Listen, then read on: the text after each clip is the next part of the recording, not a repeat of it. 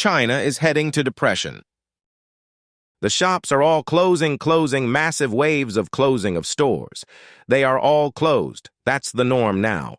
Here is closed as well. Nobody here. China's economy is in trouble. The state of the people's livelihood is too dreadful to behold. Recently, business owners from various places have revealed that all industries are in a major slump, with numerous brick-and-mortar stores and shopping districts closing down. Many people are heavily in debt and are chased by the bank every day. Some people have to rely on credit cards for consumption. In late April, Mr. Wang, the owner of a calligraphy and painting shop in Baoding, Hebei Province, said his shop closed down during the pandemic. He's been unemployed and lived off credit cards. Many people around him are in the same situation. Mr. Wang, what should I do? There's nothing left for business. People owes real estate and car loans. No one has money to spend and no jobs. They are all saving money. Mr. Chen, a leather business owner in Guangzhou, revealed that his business is gone and also heavily in debt. Receiving daily calls from the bank demanding repayment. Mr. Chen, the general economic environment is very bad, very difficult to have a normal life. I have been in leather business for 20 years and have debt as well. My client owes me money and run away to avoid debt payment, and I owe debt to the bank and credit card. Banks call me all the time for repayment of loans, but I have no money. The banks can do whatever they want. It's not just me. Many people are like this in debt. My debt is relatively small. Many people in debt will commit suicide by jumping off buildings. China has fallen into a Great Depression. Stores and malls are all empty without shoppers. A Beijing blogger commented on how dismal a mall situation really is given its prime location at major commercial area with a subway station nearby. Now let's see. First floor, let's take a look. Several stores are either closing soon or having a clearance sale. Sign behind me says opening soon. I've seen it for 4 or 5 years. Still no change. Normally, the first floor of a mall is the busiest, but it's extremely quiet here. Here are some clearance sales. The store isn't open yet, but there's a special offer here. This is the prime location on the first floor of the mall. Take a look at this. This is the structure of the old department stores, but no one. All the shops on this side of the second floor of the mall are closed. There's a ping-pong ball play place here. That's it. All other stores are closed. Here is the third floor. All the shops behind me are closed. Not a single one open. You see this area too? All closed. It's an unprecedented calm. The basement of the shopping center. It's mostly food and beverage places, but only a few. There's hardly any shops around. It's mostly empty. It feels like the whole mall has less than 100 people inside.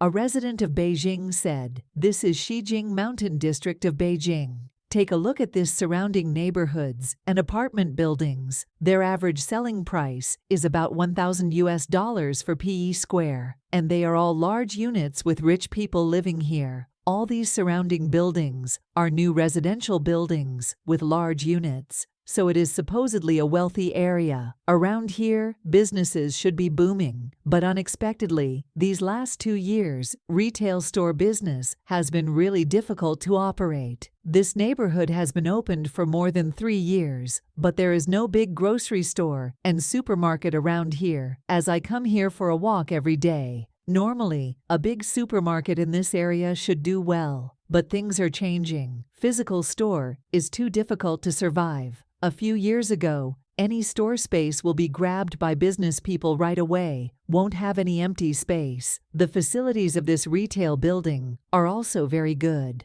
There's an underground parking lot, high-end furnishing inside, but no one wants them now. Due to bad economy and policy now, the number of people coming to work in Beijing has suddenly dropped, and landlords in Beijing can't rent out their apartments anymore.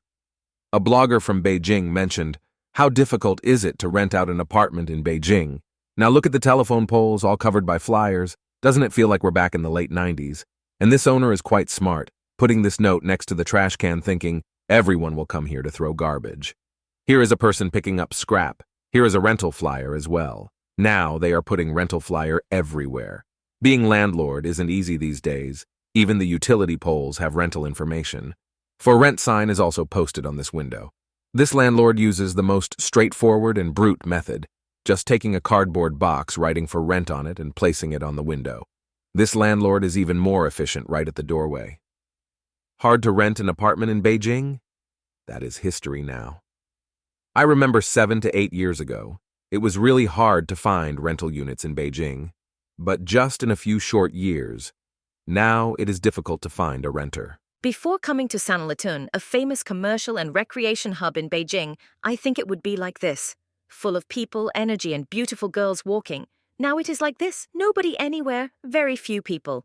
The implementation of 3 years of pandemic lockdowns combined with an increasingly severe economic downturn has led to more and more people going bankrupt.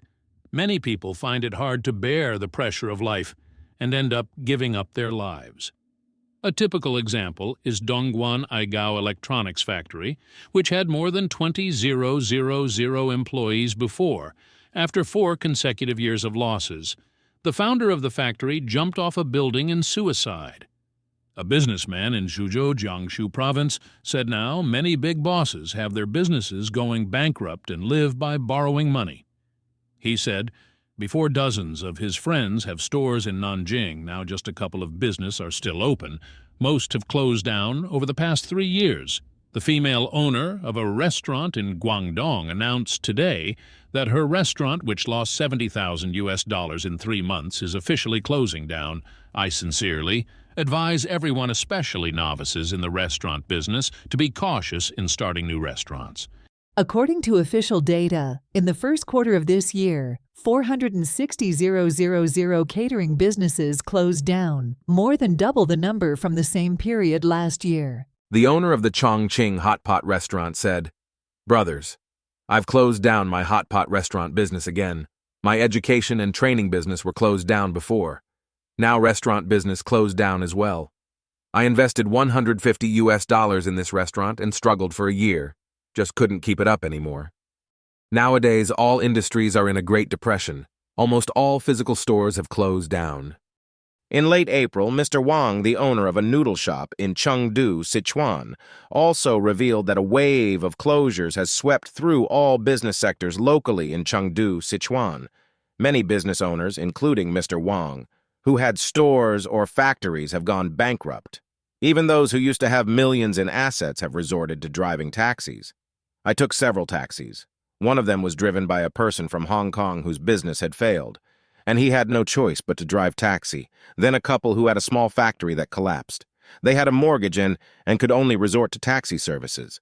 A statistical report shows that the closure rate of physical stores in China is as high as 93%. Once bustling commercial streets and large malls are now deserted, and quiet industry insiders revealed that the existing physical stores are still closing down in large numbers. China's new commercial thinker Wang Cheng predicts that by 2025, 90% of all physical stores in China will close. No more physical stores in the future. Trust my judgment.